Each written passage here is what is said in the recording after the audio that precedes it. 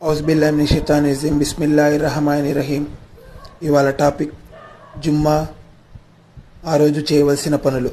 దైవ ప్రవక్త గారు ముహమ్మద్ సల్లల్లాహు అలైహి వసల్లం గారు ఇలా బోధించారు.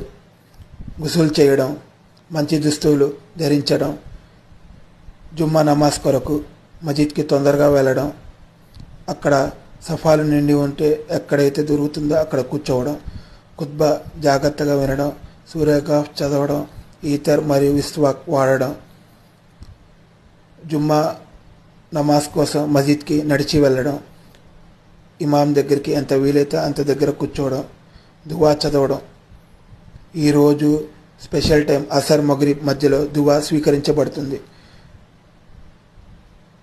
మరియు ప్రవక్త ముహమ్మద్ సల్లల్లాహు అలైహి వసల్లం గారి మీద ఎంత వీలైతే అంత దరుద్ షరీఫ్ పఠించడం.